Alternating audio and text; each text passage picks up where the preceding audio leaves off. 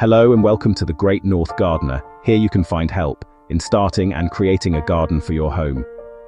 This is a how-to guide to build a calm organic defense system using target companion plants and simple insect hotels, specifically to give slow-starting native bees a safe home in early spring. In short summers, pests hit fast. Northern gardeners need ecosystem-friendly ways to manage them, without driving away the vital native pollinators that keep our gardens alive. We'll use early companion flowers for first meals and hotels for safe nesting, so every spring day counts. It's a simple, step-by-step plan to make your garden lively, productive, and bee-first. Stick with me. We'll keep it easy, organic, and beautifully effective.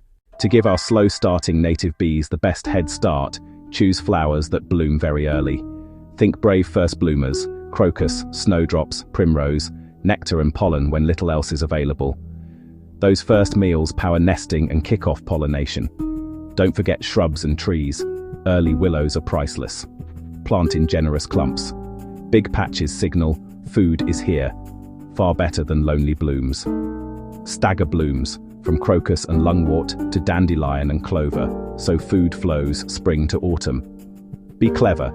Target companion plants near young veg and fruit trees to guide bees right where you need them. Visitors to crocus will find your strawberries and apples too. Add clover, vetch and phacelia. Feed bees and enrich soil at the same time. Include native plants. They've co-evolved with local bees.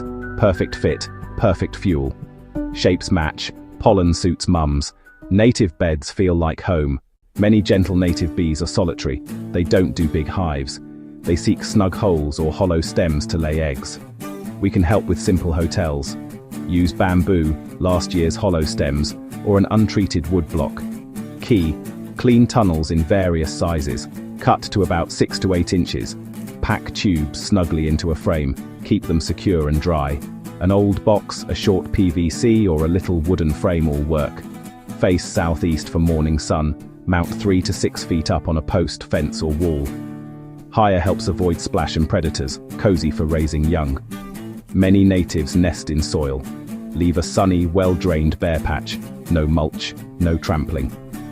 A gentle south slope is perfect. Simply, let it be. One of the best things you can do, avoid harsh chemical sprays. Many are indiscriminate, harm helpers as easily as pests. Even sublethal doses can disrupt navigation, feeding and reproduction.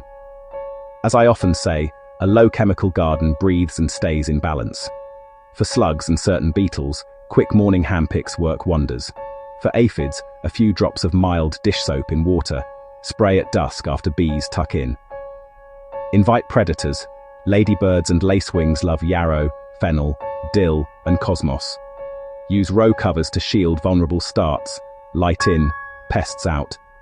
Build soil, water well, space right. Healthy plants resist attack. Creating a haven isn't one grand act. It's many small, thoughtful steps working together.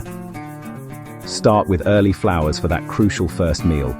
Add hotels and a sunny bare patch, safe places to nest and raise young. Keep pest control organic and bee safe. The whole system hums. Even a balcony can be a vibrant pollinator stop. Chives, primroses, window box crocuses. Every flower counts, and every small patch gives hope. Observe which bees visit and what they love. Your notes will guide next year's choices. Start small this spring, see what happens. Tells us what you think in the comments, and like and subscribe.